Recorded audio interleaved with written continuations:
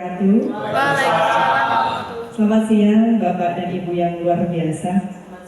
Ya, luar biasa. Saya jadi teringat salah satu kata-kata dari seorang ahli. Penjualan itu adalah darah dari perusahaan. Penjualan adalah darah dari bisnis Anda. Jika kita ingin bisnis kita tetap hidup, maka kita harus mengalirkan darahnya dan kita harus bisa menjaga darah itu mengalir dengan sehat. Nah, untuk itu hari ini kita satukan visi dan misi kita satukan semangat kita untuk bisa apa Bapak Ibu, untuk bisa kita menjadi darah yang sehat untuk perusahaan kita dan untuk bisa kita menjadi para marketing handal. Tepuk tangan untuk Bapak Ibu. Aziza, senang sekali hari ini berkesempatan untuk bisa bersilaturahim dengan Bapak dan Ibu yang luar biasa. Saya merasakan semangat yang luar biasa hari ini. Hari ini vibrasinya keren banget, luar biasa banget, dan saya yakin Bapak dan Ibu adalah marketing terbaik dari Atlantis Realty. Amin. Selama kurang lebih 30 menit ke depan, kita akan membahas salah satu cara bagaimana agar kita bisa menjaga darah dari bisnis ini tetap mengalir. Salah satunya, tipsnya adalah kita menggunakan public speaking. Nah, sebenarnya public speaking itu apa sih Bapak dan Ibu? Next. Public speaking ini adalah seni. Next kan? Public speaking adalah sebuah seni. Seni untuk kita bisa menyampaikan apa yang ingin kita sampaikan kepada audiens, dan harapannya adalah audiens bisa menerima apa yang kita sampaikan dengan baik, dan tujuan akhirnya adalah kita bisa mempengaruhi audiens untuk bisa melakukan apapun yang kita inginkan, apapun yang kita sugestikan. Kalau di marketing tentu kita pengen audiens atau klien kita ini deal. Nah, bagaimana cara simpelnya untuk membuat klien kita itu nanti bisa deal? Jadi bagaimana cara kita bisa mempengaruhi dan mengintervensi alam bawah sadar dari klien kita? Jadi di sini kita memadukan public speaking, marketing, dan juga hipnosis. Nah, kalau tadi hipnosis kita sudah belajar bersama ya Pak ya, tadi sudah dijelaskan oleh rekan saya Pak Ambang. Nah, hipnosis ini sebenarnya apa sih Bapak dan Ibu? Hipnosis ini simpelnya adalah sebuah cara, sebuah seni untuk menonaktifkan filter mental seseorang. Nah, sebuah seni untuk menonaktifkan filter mental seseorang. Filter mental itu apa sih Bapak dan Ibu? Filter mental ini adalah yang menjaga alam bawah sadar kita. Jadi kita nanti, mohon maaf di sini saya tidak menjabarkan tentang hipnosis, tapi saya izin preview sedikit. Jadi pikiran kita itu dibagi menjadi pikiran sadar dan pikiran bawah sadar. Dan ternyata Bapak dan Ibu, yang sangat berpengaruh dalam kehidupan kita ini, 88%-nya itu adalah pikiran bawah sadar. Amazing Bapak Ibu. Pikiran bawah sadar kita itu mempengaruhi suksesnya kita, mempengaruhi keberhasilan kita, mempengaruhi ya semua aspek dalam kehidupan kita. Nah, sedangkan pikiran sadar kita itu cuma 12%. Nah, di sini critical area itu ada di tengah-tengahnya. Di tengah-tengahnya. Jadi dia yang melindungi si pikiran bawah sadar kita ini. Nah, tujuan kita adalah untuk bisa menjebol si critical area ini sehingga apa? Alam bawah sadar dari klien kita atau lawan bicara kita itu bisa kita kuasai. Jangankan untuk closing. Dan nanti mungkin kita berpraktek sedikit ya Pak ya. Jangankan untuk closing, kita bisa mengintervensi lebih dari itu. Seperti kita bisa mengedit identitasnya. Misalkan namanya Pak James berubah jadi Agus. Nah itu kan sudah sangat pribadi sekali ya Pak ya. Sampai hal yang sangat pribadi seperti itu bisa kita edit. Jadi sangat mudah sekali Bapak dan Ibu untuk membuat klien itu mau tanda tangan, mau setuju, oke, saya mau ambil rumahnya, oke, saya mau ambil rukonya. Nah, unik ya Bapak dan Ibu. Ternyata Tuhan itu menciptakan otak manusia itu sebegitu istimewanya, dan menciptakan sains itu sebegitu luar biasanya. Nah, di sini public speaking itu adalah seni, adalah keterampilan. Yang namanya seni dan keterampilan itu pasti bisa dipelajari oleh semua orang. Jadi kita nggak ada alasan, oh saya orangnya introvert, saya orangnya pendiam, saya nggak bisa ngomong. Kita nggak ada alasan untuk itu, karena ini adalah sebuah seni, sebuah keterampilan. Yang namanya seni dan keterampilan seharusnya kita semua bisa pelajarinya. Next.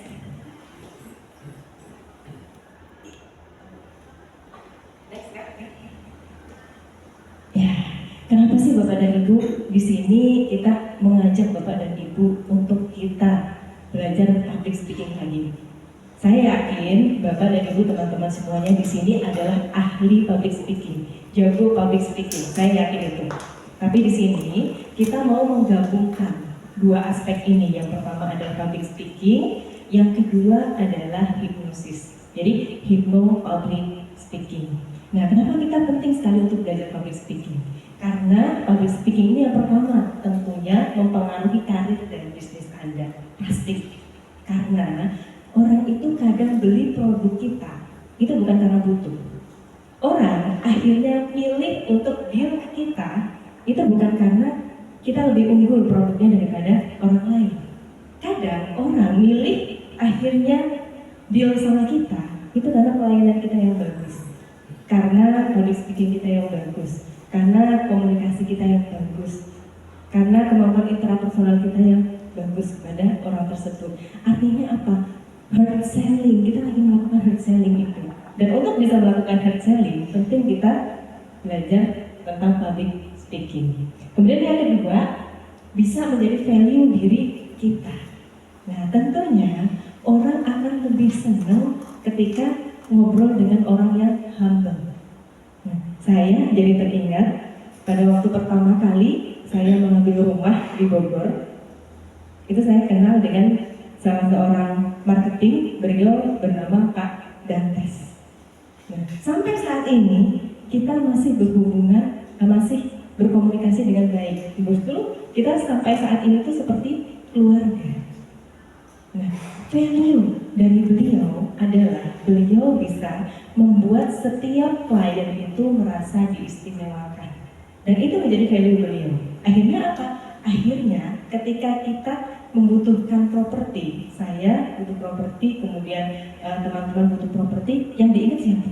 Beliau. Nah, itu value dari kita. Nah, kemudian yang ketiga, mempengaruhi penghasilan. Pasti ketika seseorang bisa berpublic speaking dengan baik, punya value, tentunya juga penghasilannya meningkat. Itu bisa jadi magnet rezeki buat kita. Dan tentunya ini nanti ada beberapa tips yang kita akan pelajari selama kurang lebih 30 menit ke depan. Next.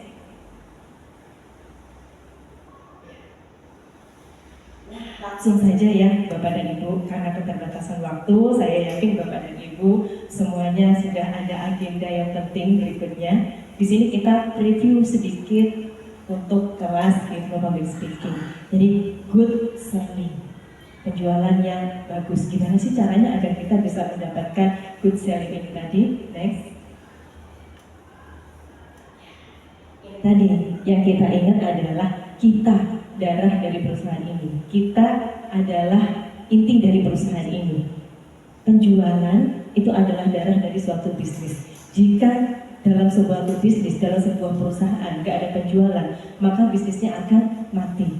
Dan ini yang harus kita tanamkan dalam diri, bahwa kita ini penting di dalam perusahaan. Jangan menjadikan diri kita itu, ya saya mah apa. Nah, itu membuat apa? Membuat energi negatif dalam diri kita gitu. Kalau kita merasa kecil, kita merasa kita nggak dibutuhkan, kita merasa tidak berharga, energi dalam tubuh kita itu negatif, Bapak Ibu.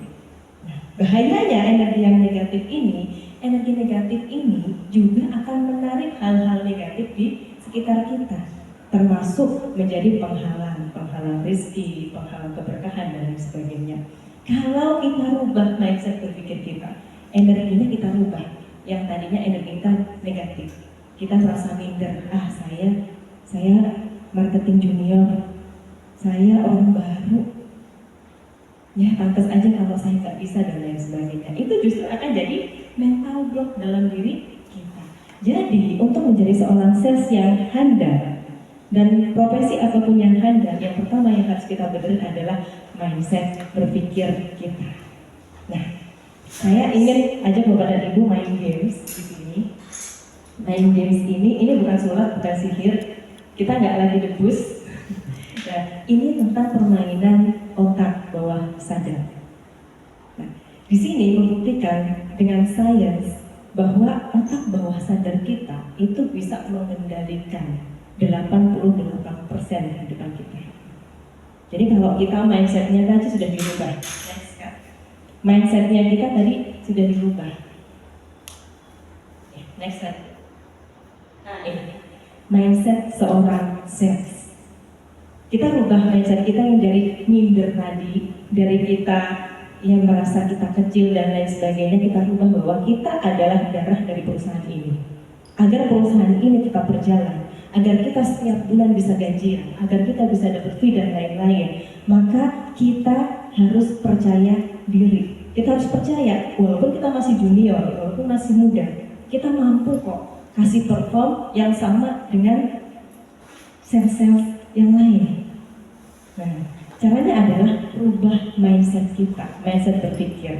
Dan saya izin ajak beberapa dari Bapak dan Ibu untuk kita main games di sini.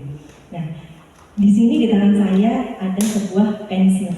Pensil ini keras atau lembek Bapak Ibu? Keras. Kira-kira kalau saya tanya ke Bapak dan Ibu, kita matahin pensil ini pakai satu jari bisa nggak? Kenapa nggak bisa? Karena belum dicoba. Betul. Kenapa nggak bisa? Karena belum dicoba. Kalau dicoba, kira-kira mungkin tidak? Mungkin. Walaupun sulit. Sulit bukan berarti tidak mungkin. Yang menjadikan kita meyakini kesulitan itu jadi nyata karena apa? Kita belum cobain. Misal, kita dikasih target sama perusahaan. Bulan ini harus deal 10 ruko. Kita bilang, wah nggak mungkin Bu, di luar nurul 10 ruko, bagaimana? Nah, memang udah dicoba? Belum. Kok udah bilang nggak mungkin? Ya itu kan sulit. Sulit bukan berarti tidak mungkin.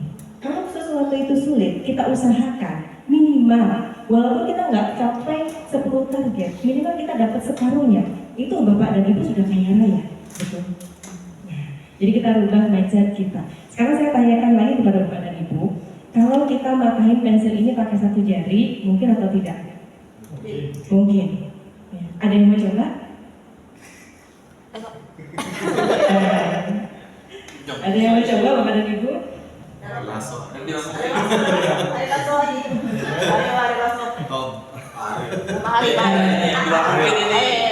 Semoga ini adalah awal yang baik Bapak Ibu. Tadi kita itu di dalam diri kita selalu ada mental block, benar? Dan ternyata bahayanya dari mental block ini Bapak Ibu bisa benar-benar menutup pintu keberkahannya kita. Kita jadi apa? Kita jadi nggak yakin sama Tuhan, benar nggak Bapak dan Ibu? Kita punya Tuhan, Tuhan yang mengatur alam semesta. Jangankan rezeki kita, nafas kita juga diatur sama Tuhan. Semua manusia di muka bumi ini diatur sama Tuhan. Gitu. Jangankan cuma kasih kita rezeki, ya, mematikan, menghidupkan semua makhluk hidup di alam semesta ini Tuhan mampu. Itu mental block dalam diri kita. Itu artinya apa? Kita nggak percaya sama Tuhan. Kita bilang nggak mungkin. Kita lupa bahwa kita punya Tuhan. Kalau Tuhan bersama kita, Tuhan kasih kekuatan sama kita, nggak ada yang nggak mungkin. Gitu. Deal 10 ruko, deal. Perkara nanti deal 10 atau 8 atau 7 atau 3, yang penting kita sudah jalan dulu. Nah, di sini coba Bapak dan Ibu kita lepasin mental blocknya. Kalau yang selama ini sering bilang nggak mungkin, sering bilang wah itu targetnya kebanyakan Bu, wah itu nanti saya jadinya gimana Bu caranya? Saya bisa kerja seminggu 8 kali tuh Bu, nggak tidur saya. Itu jadi mental block kita yang akhirnya apa Bapak Ibu? Yang akhirnya menutup pintu rezeki. Ini kita coba nih latihan untuk melepaskan mental block itu. Nah, ada Bapak dan Ibu yang mau nyoba? Nah, silakan Ibu, tepuk tangan untuk Ibu. Ada yang naik. Dengan Ibu Leni, iya. Ibu Leni, jadi di sini kita itu semuanya punya vibrasi. Kalau tadi kita bilang saya, vibrasi kita itu sudah terus nanti diteruskan oleh alam bawah sadar kita ke seluruh tubuh kita. Saraf-saraf simpatik, parasimpatik, semuanya itu dikendalikan. Yang tadinya tenaga kita itu lemah, jadi bisa. Nah, saya dan Bu Leni seorang wanita. Tenaganya jelas lebih kecil daripada bapak-bapak. Tapi nanti saya dan Bu Leni bisa mengatakan pensil ini yang kita tadi bilang pensil ini itu keras. Nah, kita coba ya Bu. Saya bisa. Iya, energinya luar biasa Bu Leni. Supaya Bu Leni tambah PB, kan kita sama-sama wanita Bu. Ya, energi tenaga kita sama. Boleh saya praktekkan. Nah, Bapak mungkin ada yang berkenan untuk megangin? Ya. Dengan Pak siapa? Adi. Pak Adi. Tepuk tangan untuk Pak Adi. Setelah saya coba, Pak Adi coba. Saya yakin tenaga Pak Adi itu lebih kuat berkali-kali lipat daripada saya yang seorang ibu-ibu. Iya, silakan Pak dipegang. Yang kuat Pak, jangan grogi. Iya, sepertinya Pak. Jangan Pak. Ya, yang kencang, yang kuat supaya saya nggak berlantai ini. Tapi saya yakin saya bisa menangani. Caranya adalah kita mereset alam bawah sadar kita. Dengan apa? Kita percaya pensil ini bisa kita patahkan. Nah, caranya adalah memusatkan seluruh kekuatan dalam tubuh kita itu ke satu jari kita. Nah, ini kan ada yang mau coba?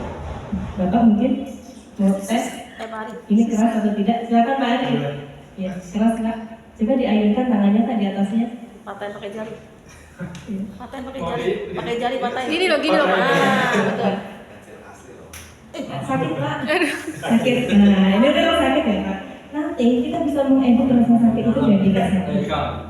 Proses hipnoterapi itu adalah kita mengedit rasa yang tadinya mungkin sakit, kecewa, menderita dan lain-lain menjadi rasa bahagia. Akhirnya apa? Akhirnya itu menjadi vibrasinya kita. Vibrasi yang positif ini menarik kebaikan di alam semesta ini hadir dalam kehidupan kita. Termasuk adalah rezeki. Nah, di sini kita pusatkan ya Pak. Boleh di sini ya Pak ya. Pusatkan kekuatan itu di jari tangan kita. Nanti nggak sakit Pak. Ya.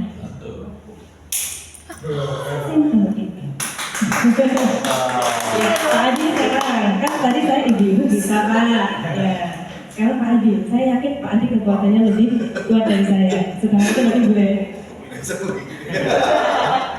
Ini adalah permainan olah pikir. Nah, kita bisa alam bawah sadar kita supaya kekuatannya. Bayangkan ini adalah goal terbesar Pak Adi. Misalnya Pak Adi pengen goal berapa buku pekan ini dari atas ke bawah Pak? Dari atas ke bawah. 1, 2, 3.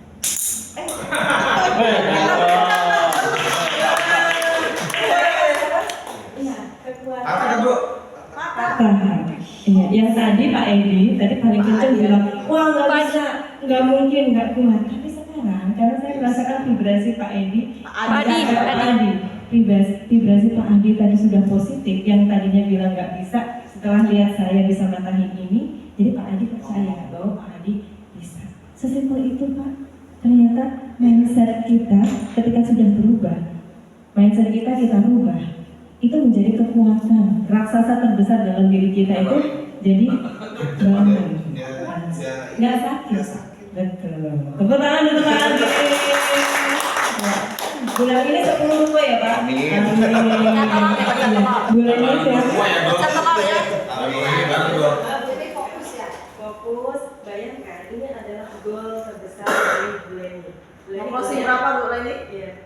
berapa? Boleh lu? 20. Maju.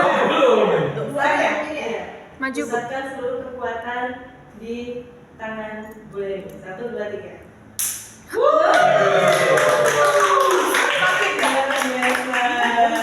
Tidak Sakit kan Bu? Iya. mau coba Bu Sari? Jadi Masih ada stoknya. begitu dahsyat Bapak dan Ibu otak bawah sadar kita. Ya, Ibu Sari, ya Bu Sari, Ibu Sari Mau closing pasti berapa? bisa Bu, pasti bisa. Mau closing berapa? Ini kan di situ golnya. Iya, golnya di sini. Kita closing 10, 20, 30, golnya di sini. Kita pusatkan semua kekuatan kita di jari kita. Tepuk tangan untuk Bu Leni. Bu Sari, ya. Balik. Nah, Silakan Bu Sari. Mungkin Tempatnya banyak ya. golnya lain. Nah, dia yang tahu golnya dia. Patahin dulu itu. Ini golnya dia. Iya. Golnya yang lain Bu. Misalkan mau cek untuk anak, untuk suami, untuk Closing ya. closing ya. Boleh. Closing berapa ya? Closing berapa Bu? Berapa teman-teman? 20. Amin, amin, amin. Golnya pribadi ya. 1, 2, 3. Dikekang dulu. Itu yang mana sih? Diragukan semua kekuatan kita supaya apa? Memerintahkan para serta itu berfungsi dan akhirnya itu menjadikan tangan kita itu jadi tidak merasakan sakit. Begini aja ya. Boleh? Nggak usah begini ya. Senyaman yang Sari. Hati-hati 1, jarinya. 2, 3. Nggak bisa. Nggak yakin berarti. Harus yakin. Karena ini adalah games, tapi games ini kita bisa menghancurkan mental block yang selama ini ada di dalam diri kita. Dan tepuk tangan untuk Madam Ibu yang luar biasa. Baru mau coba. Mindset, iya, Karena Bu Sari dari duduk sebelum berdiri kayak iya. Ada, Gimana kalau ada langsung, ada yang ada vibrasi keraguan Vibrasi di dalam diri kita. Akhirnya apa? Saraf simpatik kita dan saraf simpatik kita yang diberitakan untuk nggak kuat. Gitu. Kalau tadi saya lihat Pak Adi, Bu Leni tadi udah yakin bisa. karena 10. posisi barang saya. Iya. Jadi kita kembali lagi ya Bapak dan Ibu. Seru kalau kita sudah berbicara tentang ini, tentang otak bawah sadar. Nah nanti kita menggunakan ini untuk mempengaruhi klien kita supaya apa? Supaya deal. Teman saya, peserta saya kemarin di Bogor pada tanggal 27 Mei, saya kemarin mengisi training hipnosis di Bogor. Beliau cerita, ya, beliau seorang lawyer. Nah, beliau ini diprospek properti ya oleh salah satu marketing. Saya yakin marketing ini adalah marketing yang handal, sales yang handal tentunya. Karena apa? Karena bisa membuat beliau itu tanda tangan, Bapak dan Ibu. Tanda tangan dan beliau langsung transfer 500 juta untuk DP-nya. Padahal beliau ini nggak pengen sebenarnya. Gitu. Baru sadar ketika apa?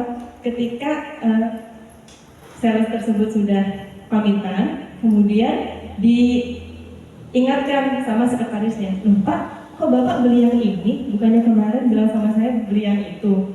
"Oh iya ya, kok saya jadi beli yang ini ya? Tapi sudah terlanjur." Gitu. "Tapi nggak apa-apa, salesnya baik kok." Kemarin cerita sama saya seperti itu. Gitu. Wah, terus kemudian beliau pengen belajar hipnosis. "Jangan-jangan Bu, saya kemarin dihipnosis, saya terhipnosis." Bisa jadi Pak, tapi Bapak tidak sadar.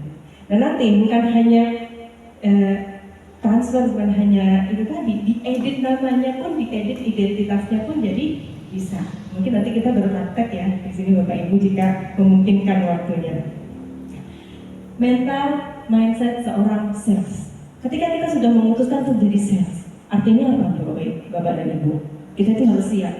Yang pertama, kita harus siap ditolak. Kita harus siap ditolak. Kalau kita punya 10 calon klien, 9 itu nolak, closingnya 1. Kita harus siap dengan itu.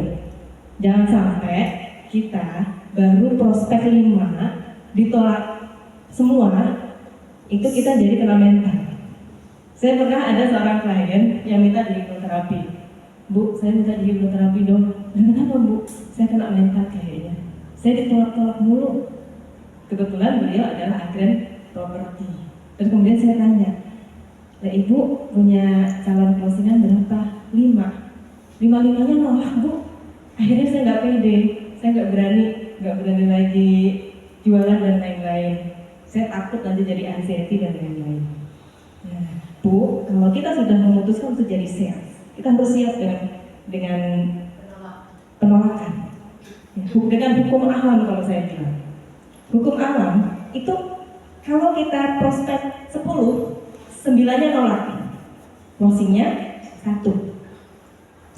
Dulu saya juga seorang marketing. Saya marketing di relationship officer awal karir saya sekitar 15 tahun yang lalu. Relationship officer di salah satu bank swasta. Kita sehari wajib menghubungi 30 calon klien. Nah, kenapa? Kita wajib menghubungi 30 calon klien. Boleh by phone, boleh silaturahim, boleh ngopi. Terserah kita pokoknya. Yang penting 30 ini itu kita hubungi hari itu. Entah hanya saya hello, selamat siang Pak, bagaimana kabarnya Bapak dan Ibu sehat dan lain-lain. Itu adalah hard selling Bapak dan Ibu. Jadi kadang orang itu selalu ingat sama kita bukan produk kita bagus, enggak. Gimana produk kita bagus, bunganya gede Bapak Ibu. Bank konvensional kalau itu bunganya paling besar. Tapi akhirnya closing. Jadi ini tadi mindset kita seorang sales. Yang pertama ya kita membiasakan kita dengan hukum alam. Klien 10 nolak 9 biasa. Kalau kita baru prospek 5 nolak semua, ya kita belum memenuhi kuota itu, belum memenuhi kuota perjuangan kita. Orang hukum alamnya 10 nolak 9. Kalau baru kita punya klien 5, tambah lagi 5, berarti closing 1 Bapak dan Ibu. Minimal. Jadi kalau setiap hari itu kita hubungi 30 orang, minimal seminggu kita bisa closing 3. Nah itu harapannya. Jadi semangat ya Bapak dan Ibu. Kemudian yang kedua adalah mengenal audiens dan kebutuhan mereka. Mengenal audiens dan kebutuhan mereka. Saya pengen misalkan ini sebuah pulpen. Nah, dengan Pak, siapa Pak? Izin? Iya, Pak Hari. Nah, Pak Hari tolong jual pulpen ini ke saya. Ya. Silakan jual pulpen itu ke saya. Iya, caranya bagaimana Pak? Iya. Saya ada produk yang mungkin ibu pasti butuhkan. Ya. Produknya apa Pak? Produk ini bisa membantu kita mendapatkan hal-hal yang baik, ya bisa mendapatkan nilai yang bagus. Tepuk tangan untuk Pak Hari. Pak Hari. Nanti kita koreksi bareng-bareng Bapak Ibu. Nah sekarang saya pengen Pak. Iya, entah produk dan jasanya. Kita ambil contoh seperti itu. Nah, misalkan dengan Kak Vero, silahkan jual produk atau jasa ini kepada Pak Hari. Ini anggapnya apa ini? Ya produk apapun, entah itu properti, entah itu mungkin produk yang berupa produk material dan lain-lain. Silakan. Pak Play ya? Ya. Siang Pak Hari. Siang. Apa kabar Pak? Saya dengan Vero Pak. Saya dari, tadi bingung jual apa ya? Jual apa ya? Berdiri aja Bu. Berdiri. Berdiri aja. Kalau dulu jual apa ya? Ada sini ya? Jual apa? Jual kacang kan gampang. Jangan ada handphone ya. Handphone ya. Ya, handphone. Berdiri Pak.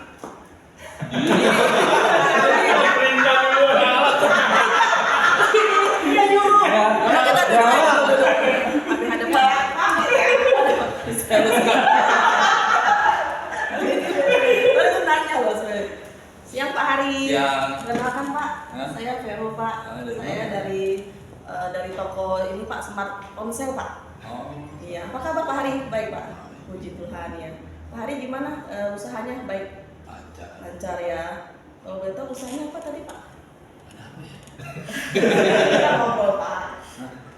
Ya nggak selalu harus saya kasih tahu. Oh iya Pak, oke. Pak Hari kalau boleh tahu punya handphone ya Pak ya?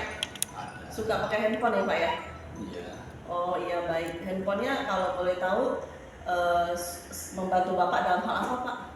Ya banyak lah dalam kehidupan sih sering dipakai. Oh iya buat WA gitu Pak ya? WA atau YouTube gitu Pak ya? Ada. Oh berarti berhubungan sama bisnis Bapak lah ya? Ya kadang-kadang. Oh baik Pak. Lebih suka yang nonton berupa nonton video atau hanya untuk pakai WA aja Pak biasanya handphone HP-nya Pak? Itu tergantung. Oh.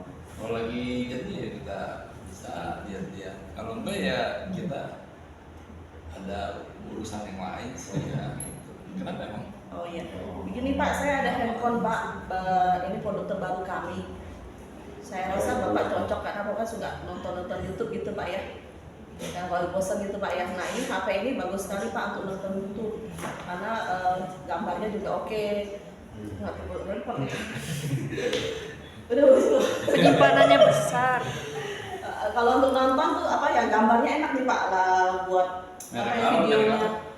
Mereknya iPhone Pak. iPhone. Kalau misalkan iPhone Pak ya, itu kan apel somplak ya Pak ya. Nah kita iPhone Pak. Apel utuh Pak. Nah ini mereka baru. Nah itu dia Pak. Di sini Buatan mana? buatan. Belum menguasai produk ini. Jadi HP ini Bapak boleh coba Pak, boleh coba ya. Bapak boleh lihat ini video. Saya udah punya nih.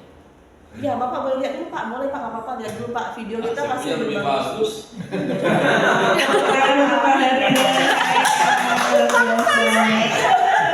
Ini ketemu klien yang ngeyel Mas. Dan klien yang nggak mau beli barang ini. Biasa. Udah punya soalnya. Kira-kira Bapak dan Ibu, kenapa tadi denial? Klien pertama, klien kedua, denial. Saya pengen ajak Bapak dan Ibu untuk nonton film, sebuah film. Ya, filmnya Kak, mungkin di next lagi. Saya salah duduk nih. Kenapa? Ya. Kenapa salah duduk? Jadi di depan kita nih. Bagus tuh depan. Nah, kenal di role play. Kan duduknya di depan aja, nanti jadi terdepan terus.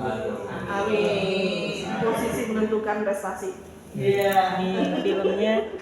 Jadi saya nggak sengaja. Nah, Kalau dapat deket kan di depan dulu. saya ingin ajak Bapak dan Ibu kita nonton. Kalau siang ini kan sudah. Ball stick ya. Mungkin bisa dibesarkan Nggak ada suara. Tuh udah. Volumenya ya. volumenya. Ini udah volumenya. Udah paling besar. Suaranya memang nggak ada suaranya dari sini kali. Biasanya ada. Di kanan bawah ada pilihan speaker, pakai speaker komputer atau laptop speaker. Mana Pak? Yang mana? Nah, ini saya Coba. ceritakan saja ya Pak ya filmnya, karena audionya tidak terdengar. Nah, jadi film tadi itu sama dengan adegan kita tadi. Nah tadi Leonardo DiCaprio bilang show me this pen. Nah kemudian sales yang pertama tadi langsung bicara keunggulan. Kemudian pindah lagi show me this pen ke sales yang kedua. Sales yang kedua bilang ya produk. Sampai ke yang ketiga sell me this pen. Kemudian penjabarannya tambah panjang. Nah, kira-kira Bapak dan Ibu, kalau kita ditawarin seperti itu gimana? Langsung denial. Karena apa? Ya karena itu pulpanya terlalu mahal dan lain-lain. Gitu. Mungkin ke depan Pak. Sell me this pen.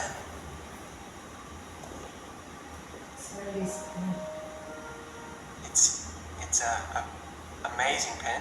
It's a Amazing pen. professionals. It's a, Amazing pen for professionals. sell me this pen. It's a nice pen. You can use the pen to write down thoughts from your life so you can remember. Mungkin produk. Sell me this pen. ketiga apa? Presentasi. Presentasi yang panjang.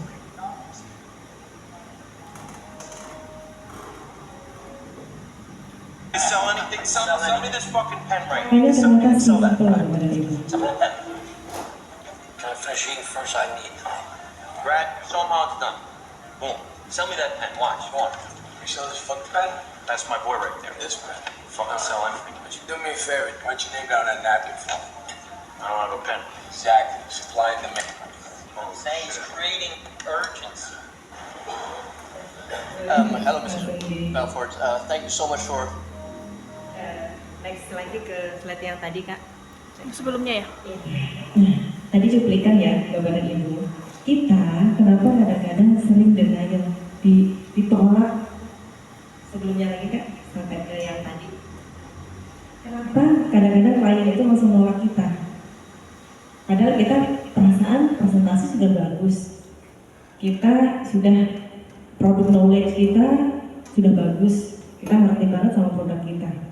Nah, tapi ternyata yang membuat mereka itu beli produk kita, jasa kita, itu karena apa?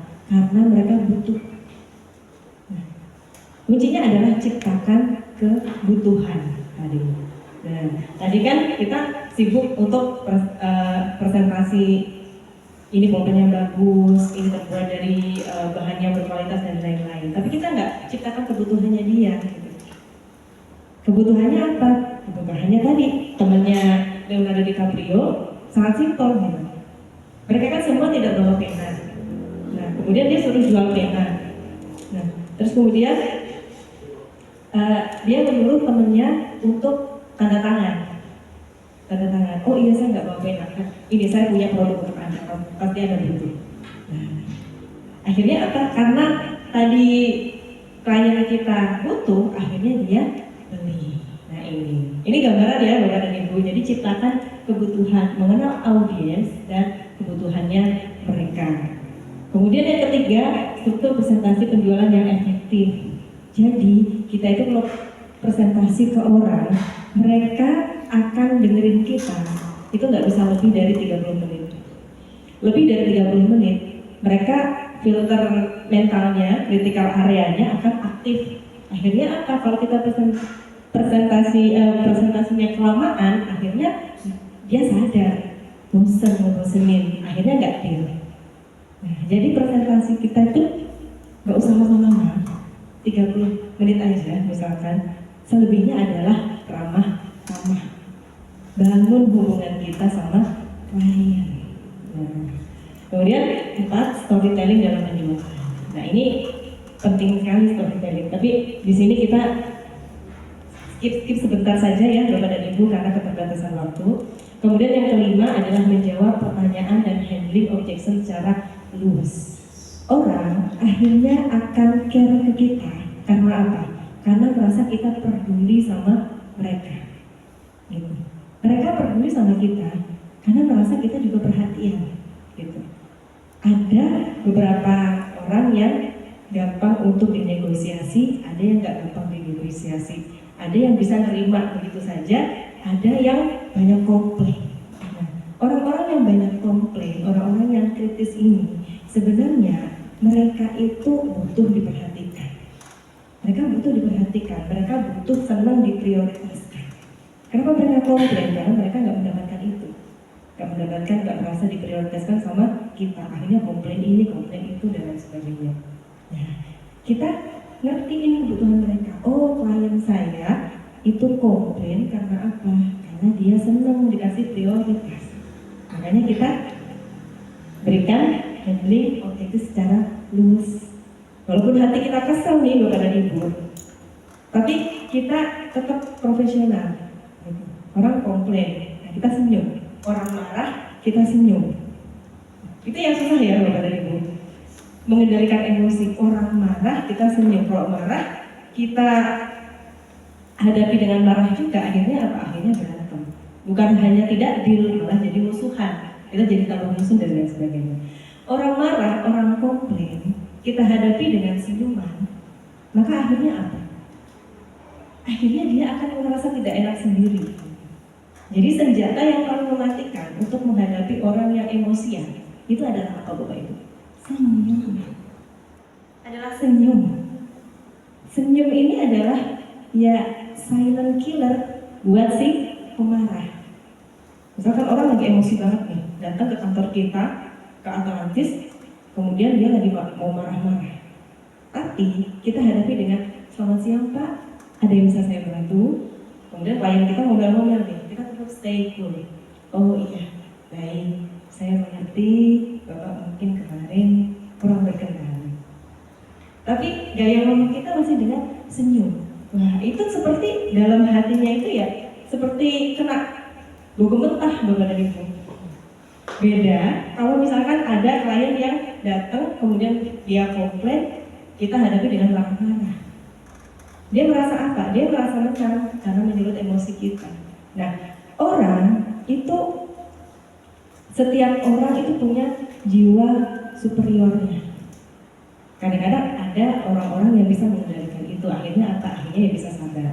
Tapi ya sifat manusiawinya manusia, orang senang jadi superior, nggak senang dikalahkan, nggak senang dibantah dan lain-lain. Cara mengalahkan orang seperti itu adalah dengan senyum.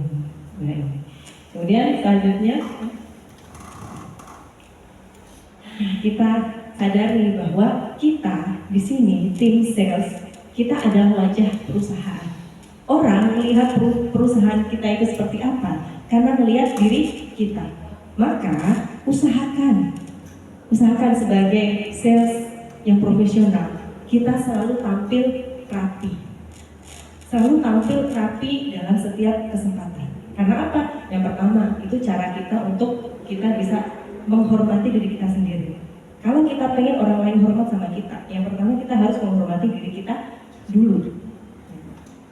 Jadi, seperti kita misalkan, kemarin saya baru lihat sebuah video seorang sales mobil BMW yang dia setiap bulan itu mendapatkan juara sales terbaik.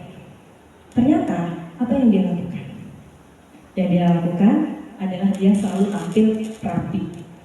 Orangnya humble. Setiap ada komplain dia handling dengan luas. Dan yang paling penting adalah attitude. Attitude-nya baik. Orangnya menyenangkan dan juga orangnya tidak pilih-pilih. Gitu. Kita sebagai sales wajib tampil rapi, tapi konsumen kita, klien kita itu nggak harus tampil rapi. Misalkan ada orang yang sendal jepitan, sendal jepit, kaos oblong, pakai celana pendek, datang ke kita. Kalau di video itu orang yang datang itu pakai sendal jepit, kemudian baju oblong, seperti gelandangan. Tapi apa yang dilakukan oleh sales itu? Beliau menghandling dengan sangat ramah. Nah, kalau sales yang lain itu nggak ngasih test drive. Bapak tadi pengen test drive, nggak boleh. Karena apa? Ya karena sales yang lain itu sudah menyepelekan si calon pembeli ini tadi, akhirnya nggak dikasih tes drive karena berpikirnya orang ini nggak punya duit dan dananya aja seperti itu. Nah, yang dilakukan oleh sales yang terbaik itu apa? Dia menyapa calon pembeli tersebut, disapa, ada yang bisa saya bantu Pak? Iya Pak, saya pengen lihat mobil, sebenarnya saya pengen test drive, tapi saya nggak pernah dikasih test drive di showroom manapun. Bayangkan Bapak Ibu, dia datang ingin beli mobil karena dandanannya yang lusuh, yang biasa aja, dia nggak dikasih test drive di showroom manapun. Oke, sebentar saya ke dalam mengambilkan kunci, Bapak bisa test drive di showroom kami. Akhirnya dicoba Bapak dan Ibu, dan setelah dicoba apa yang terjadi? Pak, saya ambil mobil BMW ini. Temannya terperanjat Bapak dan Ibu. Ternyata orang tersebut orang kaya, hanya saja beliau dandanannya biasa-biasa saja. Nah ini, sebagai seorang sales, kita adalah wajib perusahaan. Kita wajib untuk ya kira-kira tampilannya good looking lah. Walaupun kita nggak pakai jas, setidaknya ya kita good looking, rapi. Jangan sampai kita pakai celana sobek-sobek, kita ketemu klien dan lain sebagainya. Nah, kita wajib tampil rapi karena kita wajib perusahaan. Jangan sampai kita lusuh dan lain sebagainya. Kemudian, ya kita berikan perform terbaik kita, ramah, humble, handling, ya objektif dengan luwes tadi. Dan kita tidak boleh melihat klien itu hanya dari luarnya saja. Ada orang yang memang samanya itu pakai kaos oblong, kemudian datang ke bank bawa kresek. Ternyata di kresek itu apa Bapak Ibu? Di kresek itu adalah setumpuk uang. Nah, jadi ketika ada yang datang sama kita, oh saya pengen cari rumah Pak Bu, kita lihat orangnya, wah kayaknya orang ini nggak punya duit. Jangan sampai seperti itu Bapak Ibu. Tetap layani. Ketika dia mau survei, tetap layani. Bisa jadi, walaupun dia nggak jadi beli sama kita, tapi bisa jadi dia jembatan komunikasi kita dengan calon klien yang lain. Gitu. Misalkan dia punya relasi, dia punya teman dan lain-lain, menghubungi kita. Next. Berapa menit lagi? Oh, iya. Jadi ini ada namanya lingkaran malaikat. Kalau di sales, di hypnoselling ini namanya lingkaran malaikat. Ada lagi lingkaran setan.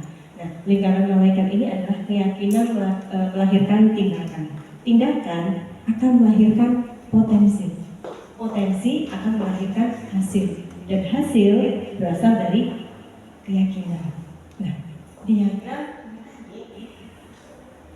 adalah lingkaran malaikatnya bagaimana Bapak Ibu? Keyakinan kita yang baik, kita yakin akan berhasil, maka akan menghasilkan tindakan. Tindakan kita apa Bapak Ibu? Tindakan kita jadi semangat. Kita yakin akan deal, misalkan tadi 10 ruko, kita yakin mau deal 10 ruko. Menghasilkan apa? Tindakan. Tindakannya apa? Setiap hari kita cari closingan, setiap hari kita prospek orang, setiap hari kita WA telepon orang. Menghasilkan tindakan. Tindakan tadi yang kita lakukan setiap hari, kita effort nyari klien, akan menghasilkan potensi, keluar potensi kita.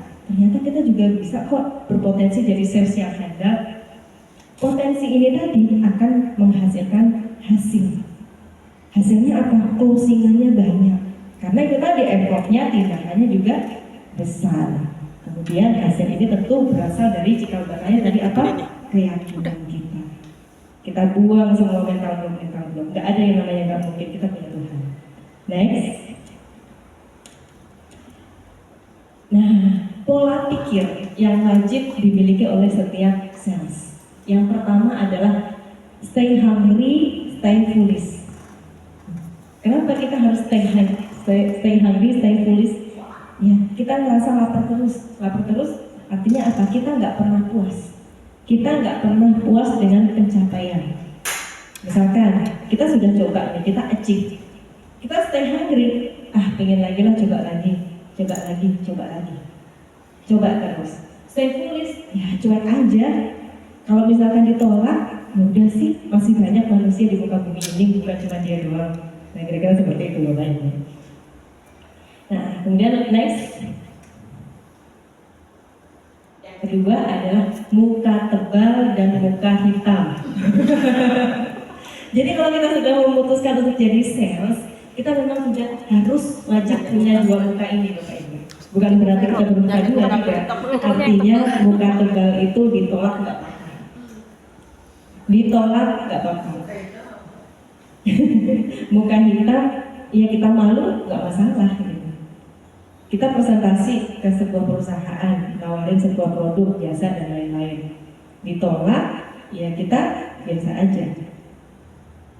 Kemudian orang bilang, kamu sih udah tahu di situ nggak bakalan closing, ya nggak apa-apa. Kita punya jiwa ini tadi, nggak masalah kok. Ditolak satu manusia, masih banyak ribuan manusia di luar sana. Gitu. Masih banyak miliaran manusia di luar sana. Manusia nggak cuma dia saja. Kemudian yang ketiga adalah one shoot, one kill.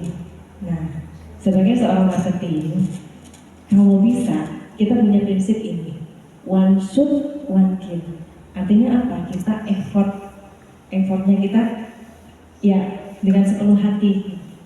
Kalau kita pengen mendidik seorang klien, usahakan dia bisa terbunuh sama kita. Artinya apa? Bisa closing sama kita. Gimana caranya? Caranya memang kita effortnya harus lebih, harus bersedia bermuka tebal, muka hitam, stay hungry, stay foolish tadi itu. Jadi tetap kita jalin hubungan ya, dengan klien tersebut. Walaupun ya seperti lagu, jika tidak hari ini mungkin minggu depan. Tapi one shot, one kill. Setiap kita mentargetkan seseorang, kita meyakinkan diri kita bahwa dapat nih. Nanti saya dapat, nanti saya bisa menaklukkan dia. Nah, itu pola pikir mental yang wajib dimiliki oleh seorang sales. Kemudian next, impression. Will Robert menyatakan bahwa you never get a second chance to make a first impression. Jadi orang itu terkesan sama kita selalu di pertemuan pertama. Kalau di pertemuan pertama itu udah ilfil sama kita, maka seterusnya ya akan tetap ilfil sama kita. Jadi ketika kita kenal sama orang, kita ketemu sama seseorang, first chance itu penting sekali untuk kita nanti closing atau gagal dengan orang tersebut. Kita ketemu sama orang, pertemuan pertama kita pas lagi nggak siap, misalkan kita pakai baju ala kadarnya, terus kemudian pakai celana sobek-sobek dan lain-lain. Nah itu tadi first impressionnya kita udah nggak dapet di situ. Kemudian kita ketemu orang langsung ngomongin produk. Nah ini, kalau kita ketemu orang langsung ngomongin produk, itu sudah 90% gagal. Karena apa? Critical area-nya dari orang tersebut nanti yang akan aktif. Kalau kita ketemu sama seseorang, yang pertama jangan ngomongin produk dulu. Produk itu urusan 456. Yang pertama, bangun koneksi dulu. Ajak ngobrol dulu. Kalau misalkan bisa ngopi, ajak kopi dulu dan lain-lain. Kalau kita langsung ngomongin produk, Pak, saya ada produk ini, yang ada dia akan warrior pergi. Nah itu. Kemudian next, izin mungkin sampai jam 2 ya, daripada libur. Ya, jadi tips sukses dalam sales. Nah, ini kita sering kenal rumusnya itu dengan 3G, 4G, dan 5G. Apa sih 3G, 4G, dan 5G? 3G itu yang pertama goal, kita punya goal. Sales itu harus siap dengan target, dan sales itu wajib punya target. Kalau kita nggak mau ditarget, kita nggak mau dikasih target, kita jangan jadi sales. Jadi wajib untuk setiap sales itu punya goal. Yang kedua, grow mindset. Ini penting nih Pak Ibu dan teman-teman semuanya. Grow mindset. Seseorang yang grow mindset, ini dia akan open minded, dia akan humble, dia nggak punya rasa hasad, nggak punya rasa iri ketika temennya misalkan bisa closing banyak. Nah manusiawi kadang-kadang kita merasa iri. Nah irinya kita ini jadi fixed mindset. Fixed mindset ini yang nanti menutup jalan keberlimpahan itu hadir dalam kehidupan kita. Orang yang punya grow mindset, dia akan mau ya memberikan applause untuk kesuksesan orang lain. Gitu. Dia nggak ada iri, nggak ada hasad dalam hatinya. Orang lain bisa closing. Bulan ini bisa jadi sales terbaik, dapat penghargaan. Oke, kita ikut bahagia dengan itu. Nah, dengan kita punya sifat tulus, sifat baik seperti ini tadi, maka nanti akan menjadi vibrasi dalam diri kita yang akan menarik seluruh kebaikan di alam semesta ini hadir dalam kehidupan kita. Kita yakini bahwa orang yang punya grow mindset ini rezekinya mengalir terus Bapak dan Ibu. Kemudian G yang ketiga adalah grit. Grit, ketambahan, persistensi, perseverance. Yang tadi kita punya 3 tadi. Yang tadi stay hungry, stay foolish. Kemudian apa Bapak Ibu? Bermuka 2, muka tebal, muka hitam tadi. Nah terus kemudian yang ketiga tadi, one shoot, one kill. Nah tadi kita punya ini, grit. Ini 3G. Nah, untuk bisa jadi sales yang sukses, cukup nggak sih dengan 3J ini tadi? Ternyata enggak. Karena apa sekarang? Ya, zaman sudah semakin berkembang, nggak cukup dengan 3G. Harus ditambahin jadi 4G. 4 yang keempat apa? Greget. Kita tuh harus punya greget. Harus punya greget. Oh iya, saya mau ke sini, saya mau ke sini. Saya gagal closing yang ini, saya masih punya closingan yang itu. Punya greget. Nah, kemudian 5G-nya tambahin gercep. Nah, ada peribahasa Jawa begini. Kebetulan saya orang Jawa Bapak dan Ibu. Kalau bangun kesiangan, rezekinya dipatok ayam. Filosofinya adalah ini Bapak Ibu. Gercep ini tadi. Nah, gercep ini tadi. Jadi kalau kita lihat ada potensi di situ, langsung datengin. Jangan nunggu besok nanti lusa dan lain sebagainya. Itu tadi keburu dipatok ayam, keburu nanti dipatok sama sales yang lain. Jadi kalau kita melihat sebuah potensi, langsung eksekusi saat itu juga. Jadi apa Bapak Ibu? 5G-nya grow mindset, kemudian grit ketabahan, greget dan gercep. Kemudian selanjutnya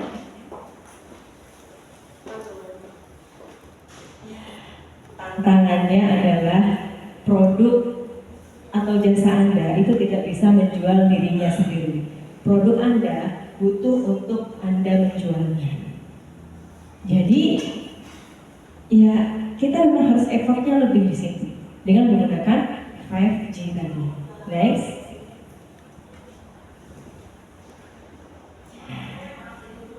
Jadi Albert Einstein ini mengatakan bahwa hanya orang gila yang menginginkan hasil yang berbeda, tetapi tindakannya tetap sama. Artinya apa Bapak dan Ibu? Memang ini kayaknya kejam banget. Kayaknya kejam banget. Hanya orang gila yang menginginkan hasil yang berbeda, tapi tindakan tetap sama. Kalau kita pengen bulan ini lebih banyak postingannya dengan bulan kemarin, maka apa? Effortnya kita harus lebih. Capeknya kita harus lebih. Gak ada ceritanya, hukumnya, rumusnya ketika kita effortnya sama, hasilnya lebih, itu tidak ada. Kalau kita pengen hasilnya lebih, maka effort kita harus lebih juga. Next. Nah, sudah mau sampai di ujung perjumpaan kita. Think different, act different. Kalau kita pengen sesuatu yang beda, jadi act-nya kita juga harus beda. Effortnya kita tambahin. Berpikir sistematis, berpikir kreatif, bertindak secara masif. 3 tips ini yang akan membuat kita sukses dalam penjualan. Nah, next, ini dilewatin ya Kak ya. Jadi sudah kita tonton videonya. Nah, kemudian ini tadi koreksi dari video tadi. Jadi kesalahan kita, kenapa kita sering banyak nggak deal? Karena apa ya? Pertama, terlalu memaksa audiens atau klien atau calon klien untuk mengerti apa yang Anda sampaikan dan bukannya membuat audiens nyaman. Kalau tadi misalkan Kak Vero prospek Pak Hari. Tadi kan kita sudah lihat ada ekspresi tidak nyaman dari Pak Hari. Maka apa yang kita lakukan? Hentikan presentasi Anda. Kalau diterusin, malah jadi berantem nanti. Tadi kan jadi adu argumen gitu ya. Jadinya Kak Vero pengen ngejelasin produknya, Pak Hari udah ngerasa nggak nyaman dan akhirnya apa? Denial. Nah itu. Ini jadi kesalahan fatal yang pertama. Yang kedua, terlalu banyak membicarakan keunggulan produk, tapi lupa menyampaikan apa yang menjadi dampak baik bagi audiens Anda.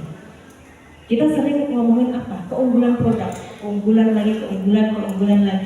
Tapi kita lupa untuk nyampaikan apa? Dampak baiknya buat Bapak Ibu itu apa? Misalkan kita punya satu properti, kita bilang kalau ini propertinya bahannya bagus, lokasinya bagus dan lain-lain. Kita lupa kasih impact baiknya itu apa buat Bapak Ibu.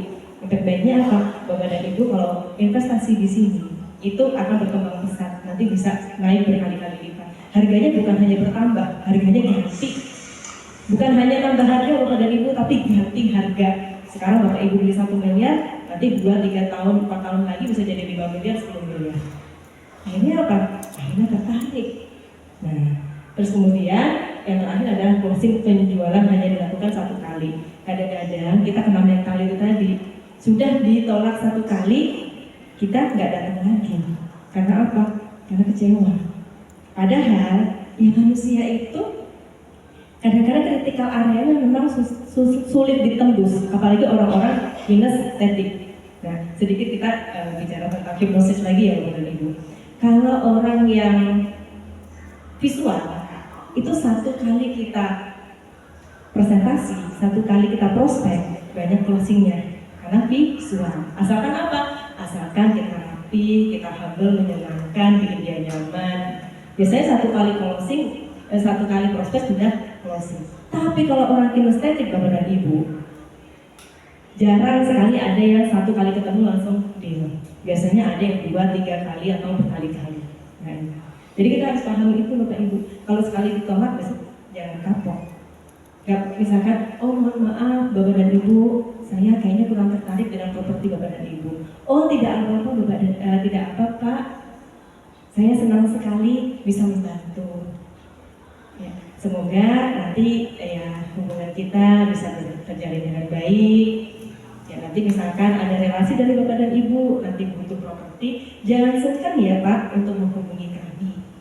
Nah, kata-kata kita ini akan menyentuh hatinya.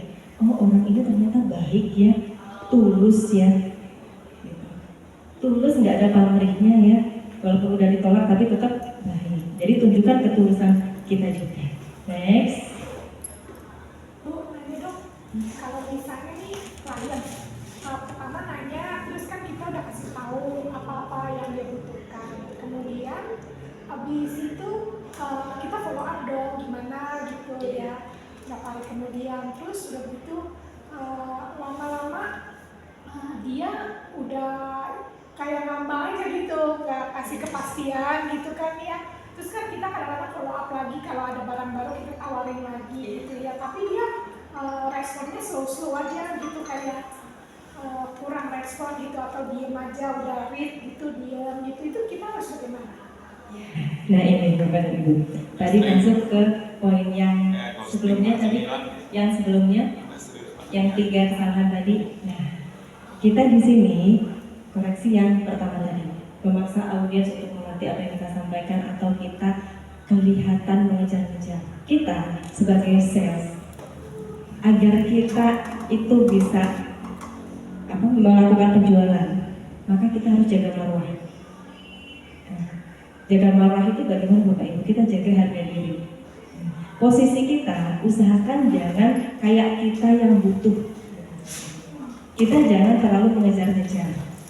Nah, misalkan yang terlihat kita kayaknya yang ngejar-ngejar terus. Nah ini saya pernah mengalami ini Bapak dan Ibu.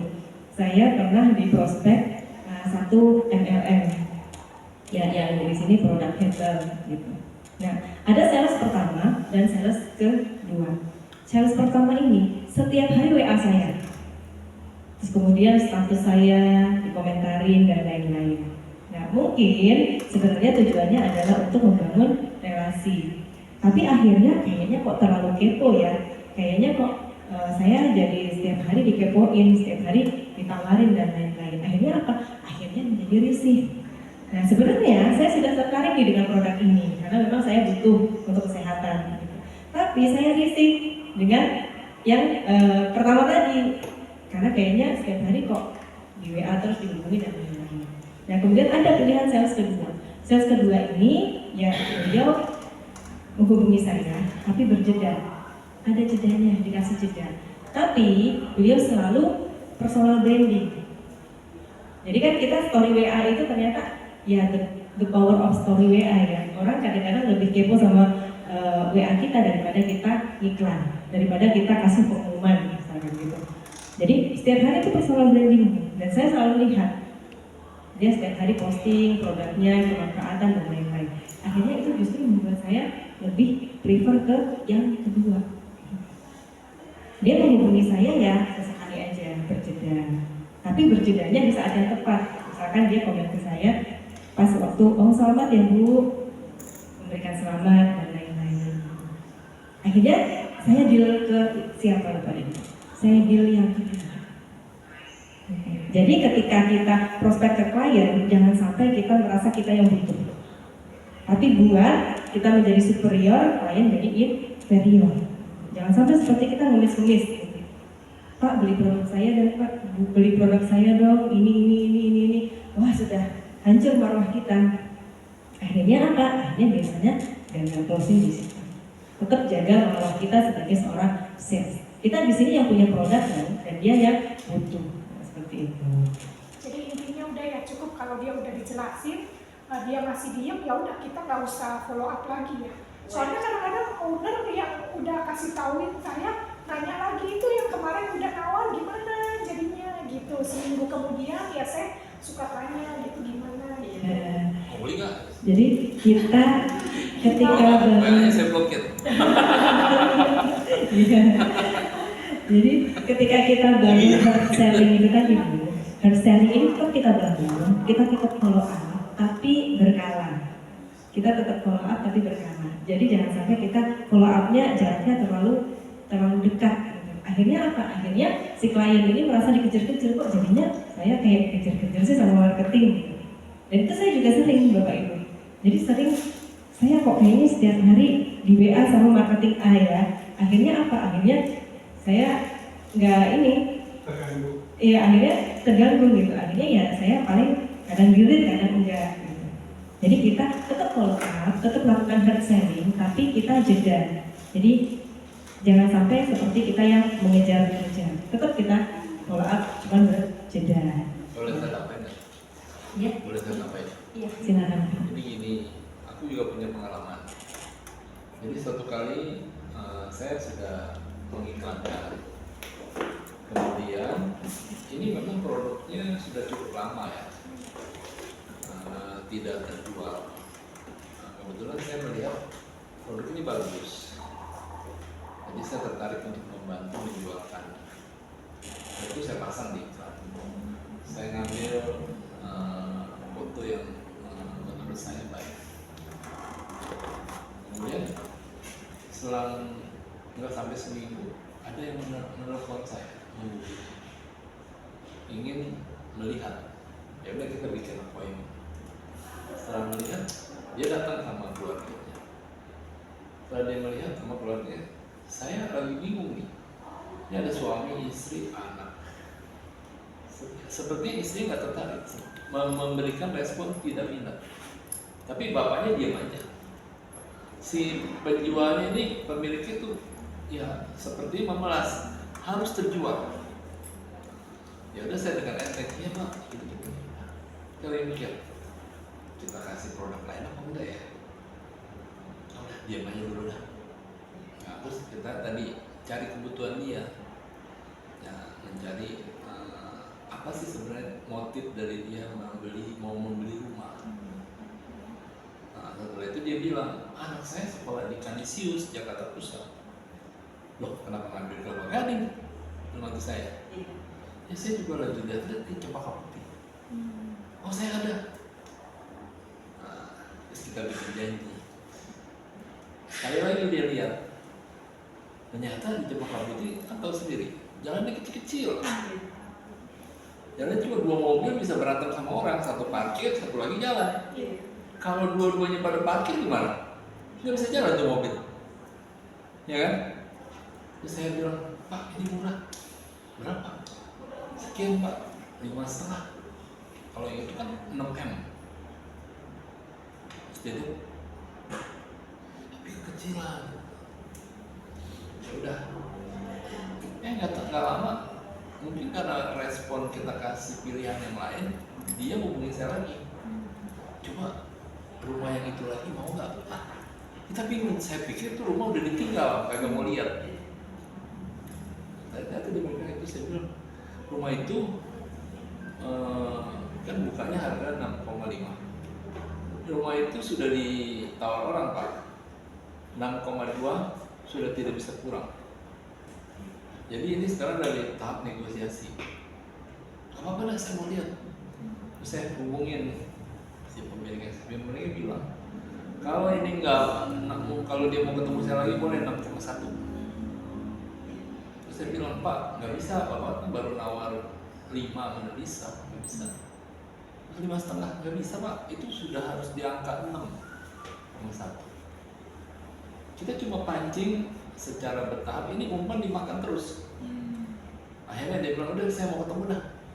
Tapi bapak harus punya nilai 6,1 dulu baru boleh ketemu. Kalau nggak bisa. Ya, jadi pancingan ini masuk. Datang dia. Di sana dia nawar lagi. Terus saya cuma bilang, kamu yang ngomong 6,1. Ya gua ngomong kan nggak ada api.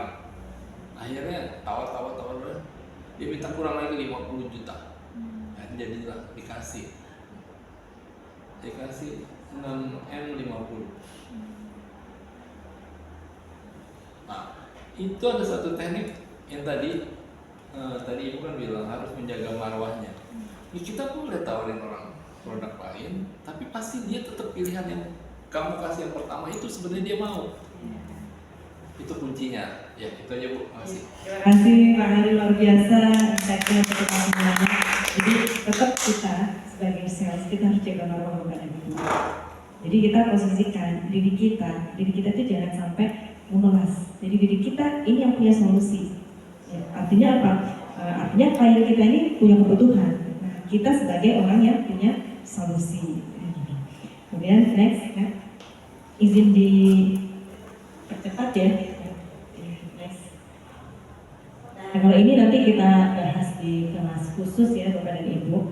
Misalkan nanti Bapak dan Ibu ingin mengadakan training public speaking for sales, jadi di sini kita adakan public speaking for sales ini dari jam 9 pagi sampai jam 6 sore. Kita kupas tuntas satu persatu poinnya. Nah, kemudian next lagi kita sudah sampai di ujung. Ya, sudah 1 jam, kurang lebih 1 jam lebih. Tadi saya janjinya 30 menit, mohon maaf Bapak dan Ibu. Jadi waktunya molor ya sampai 1 jam. Tapi semoga 1 jam ini kita dapat banyak insight baru. Nah, Bapak dan Ibu yang dapat sesuatu hari ini katakan yes. Yes. Tepuk tangan kita semuanya. Di akhir sesi ini saya pengen ngajarkan Ibu untuk kita menyatukan vibrasi kita. Nah, vibrasi kita vibrasi positif. Agar apa Bapak dan Ibu? Agar kita bisa menarik semua kebaikan, semua keberlimpahan di alam semesta ini hadir dalam kehidupan kita. Kita nyanyi bareng ya Bapak dan Ibu. Boleh. Next Kak.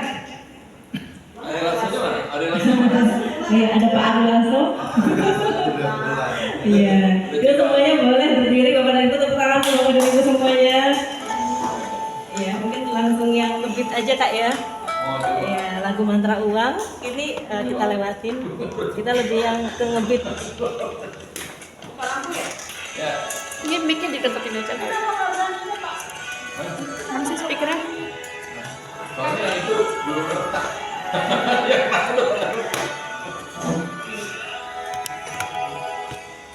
Nggak bisa ya? Nggak bisa. Ya udah.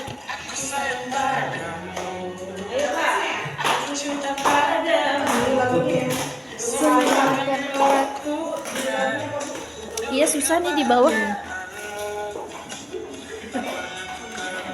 Iya. Intinya apa Bapak dan Ibu, kita pantang menyerah nih. Ya, itu yang lagunya.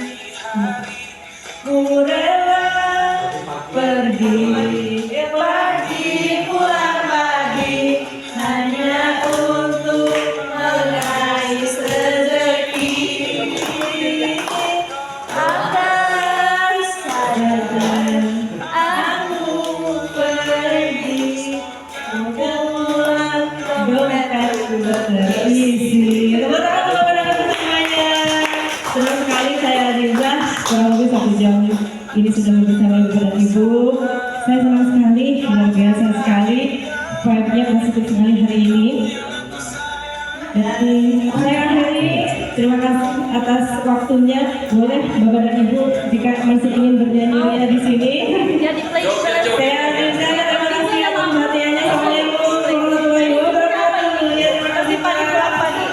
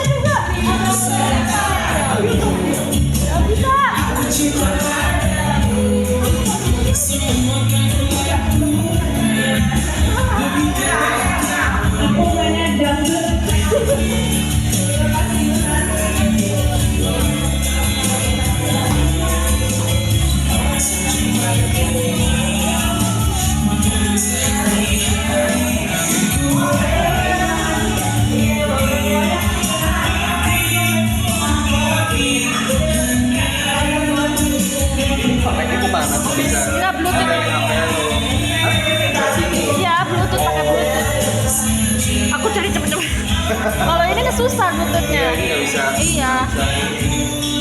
Ini tadi laptop.